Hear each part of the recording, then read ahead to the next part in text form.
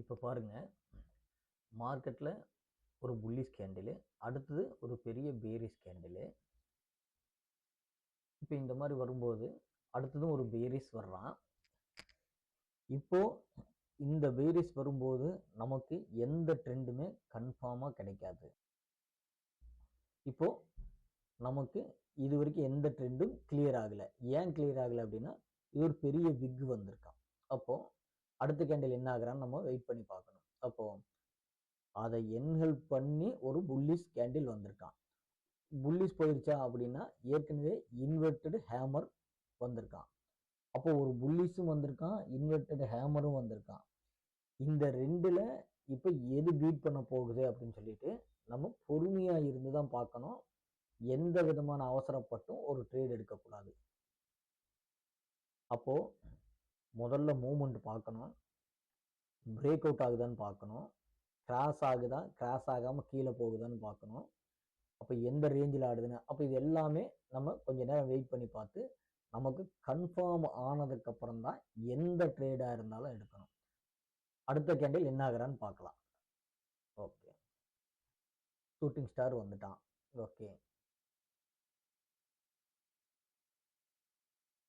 இப்போ இந்த மாதிரி ஒரு கேண்டில் வந்தா டிசிஷன் எடுக்க முடியாத ஒரு கேண்டில்னு அர்த்தம். இதுக்கு பேர் அப்படின்னா மேலேயும் போகாம கீழேயும் போகாம எந்த பக்கம் போகுதுன்னு ட்ரெண்ட் தெரியாம வர்றத கேண்டில் அப்படின்னு அர்த்தம்.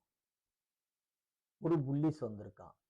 ஆனா ஏற்கனவே இன்வெர்டட் ஹேமர் வந்திருக்கிற கேண்டிலுக்கு பக்கத்துல போயிருக்கான். ஆனா அதுலயும் பெரிய விக் ஆகி கீழே வந்திருக்கான். இன்னும் ட்ரெண்ட் ப்ராப்பரா நமக்கு தெரியல. ஓகே, பாருங்க, பெரிய விக்கோட செல்லர் வந்துட்டான். இந்த நல்லா ஞாபகம் வச்சுக்கோங்க, ஒரு பெரிய பையி, ஒரு பெரிய செல்லரு, ஒரு பெரிய செல்லரு, மறுபடியும் ஒரு பையரு. அப்ப இந்த மாதிரி மாறி மாறி வந்தா மார்க்கெட்டு அன்கண்டிஷன்ல இருக்குன்னு அர்த்தம். அப்போ நம்ம எந்த ட்ரேடும் எடுக்கக்கூடாது. ரொம்ப பொறுமையா வாட்ச் பண்ணணும். ட்ரெண்ட் டிசைட் ஆகிற வரைக்கும் எந்த ட்ரேடும் எடுக்கக்கூடாது.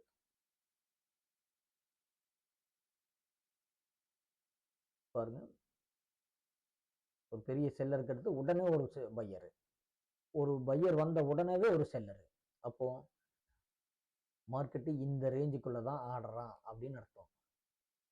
ஓகே, அப்ப இந்த ரேஞ்சை பிரேக் பண்றானா என்ன ஏது அப்படின்னு சொல்லிட்டு நம்ம வாட்ச் பண்ணணும்.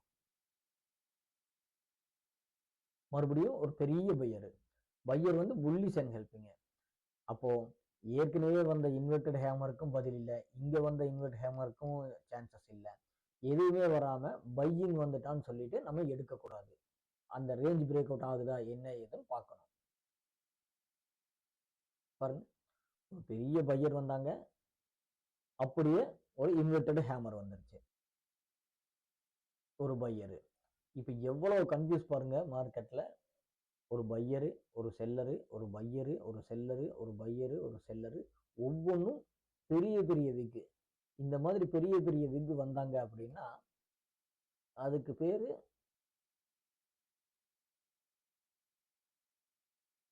இப்ப நம்ம இந்த லெவலை நோட் பண்ணி வச்சுக்கணும். மறுபடியும் என்ன ஆகுறான் அப்படின்னு பார்த்தோம் அப்படின்னா,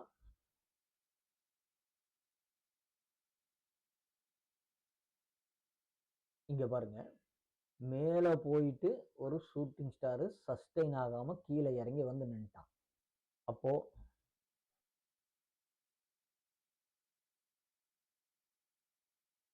இங்க நம்ம ஒரு என்ட்ரி லெவல் நோட் பண்ணி வச்சுக்கணும். இது சப்போர்ட் ஜோனு, இது ரெசிஸ்டன்ட் ஜோனு.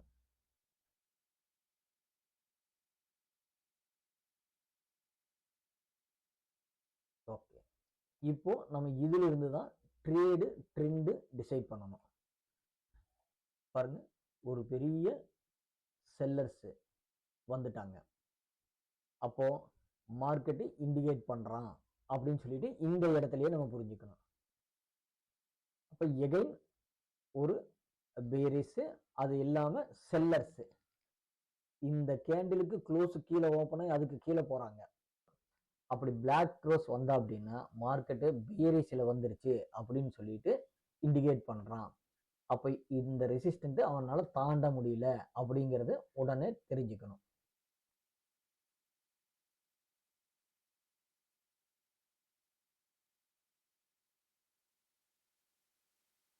அப்ப நம்ம என்ன பண்றோம், அடுத்தது ஒரு பையர் வந்திருக்காங்க.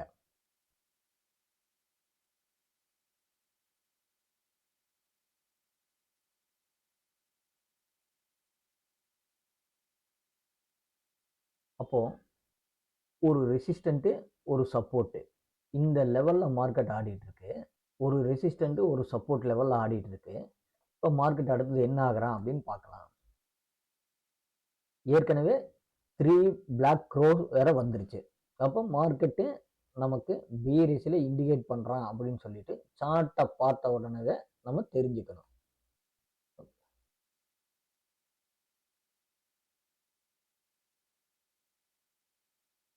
செல்லர்ஸ் மறுபடியும் அதே 3 பிளாக் க்ரோஸ் வந்திருக்கான். அப்போ கன்ஃபார்மா மார்க்கெட்டு இறங்க போகுதுன்னு சொல்லிட்டு சப்போர்ட் லெவலுக்கு ஈக்குவலா வந்துட்டான்னா சப்போர்ட்டையும் உடைச்சு கீழே போக போறான் அப்படிங்கிறத வந்து இண்டிகேட் பண்ணுது.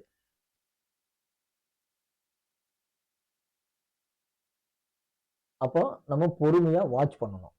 இதுல என்ன நடக்கிறான் அப்படின்னு சொல்லிட்டு வாட்ச் பண்ணி ட்ரேட் எடுக்கணும். நெக்ஸ்ட் கேண்டில் பெரிய ரெட் கேண்டில், அதாவது சப்போர்ட் லெவலையும் உடைச்சு கீழே போயிட்டான். அப்போ சப்போர்ட் லெவலை உடைக்கிறான் அப்படின்னாவே நமக்கு இங்க ட்ரெண்ட் கன்ஃபார்ம் ஆகுது அப்படின்னு. அப்போ நம்ம ஒரு ரெசிஸ்டன்ட் லெவல் நோட் பண்ணி வச்சுக்கணும், சப்போர்ட் லெவல் ஒன்று வச்சுக்கணும்.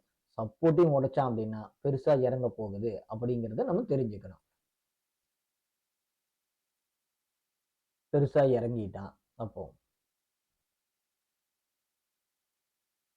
இப்போ இவ்வளவு பெருசா இறங்கின உடனே ஒரு பையர்ஸ் வர்றாங்க. இந்த பையர்ஸ் கரெக்டான பையர்ஸா அப்படிங்கிறத நம்ம கண்டுபிடிக்கணும். அப்படின்னா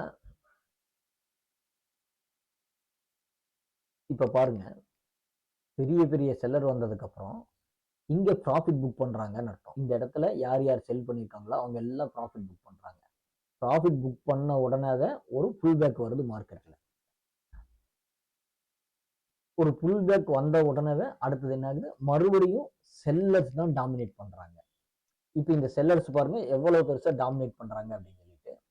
அப்போ மார்க்கெட் இன்னும் இறங்க போகுது அப்படின்னா, இப்போ இந்த இடத்துல நம்ம ஒரு என்ட்ரி இந்த இடத்துல எடுத்திருந்தோம் அப்படின்னா இது ஒரு எக்ஸிட். நமக்கு சப்போர்ட் லெவல் உடைக்கும் போது நம்ம ஒரு ட்ரேட் எடுக்கிறோம் அப்படின்னா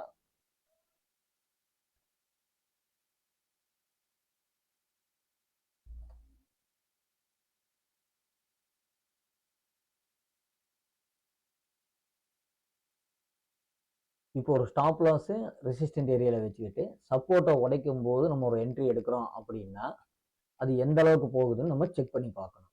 அப்போ இதுல எக்ஸிட் பாயிண்ட் எங்க அப்படிங்கிறத கண்டுபிடிக்கணும். அப்போ எக்ஸிட் அப்படின்னா உங்களுக்கு பெரிய பெரிய செல்லர்ஸ் தான் இப்போதைக்கு ட்ரேட் ஆயிட்டு இருக்காங்க. இது ஒரு செல்லரு செல்லரு செல்லரு. அப்போ மறுபடியும் அந்த லெவல் பிரேக் ஆகுது. செல்லர்ஸோட சப்போர்ட் ஏரியா லெவலையும் உடைக்குது. அப்ப இங்க யார் யார் பை பண்ணி வச்சிருந்தாங்களோ அந்த லெவலையும் உடைக்குது. ஒரு சின்ன பையர்ஸ் வர்றாங்க. ஆனா அதுவும் பெரிய விக்கோட ஷூட்டிங் ஸ்டார் வந்துட்டான். ஓகே, மறுபடியும் அதே மாதிரி அடுத்த கேண்டிலும் ஒரு பையர்ஸ் வந்து சஸ்டைன் ஆகாம கீழே இறங்கிட்டாங்க. இங்க பாருங்க, அடுத்த கேண்டில பெரிய பிக் பீரிஸ் கேண்டில் கிரியேட் ஆகிறான். அப்ப இன்னும் லெவல் கீழே போக போகுது அப்படிங்கிறது நம்ம இதுல ஈஸியா கண்டுபிடிச்சிடலாம். ஒரு பையர்ஸ் வர்றாங்க. ஒரு லெவல்ஸ் பிரேக் பண்ணி அந்த இடத்துல எல்லாருமே ப்ராஃபிட் புக் பண்ணும்போது அந்த ப்ராஃபிட் புக்கிங்க்கு வந்து புல் பேக் மார்க்கெட் கண்டிப்பா ஆகும். பாருங்க, புல் பேக் ஆன உடனே செல்லர்ஸ் உள்ள வந்து அப்படியே வந்து எவ்வளவு பெருசா இறங்கிட்டான் அப்படின்னு பாருங்க.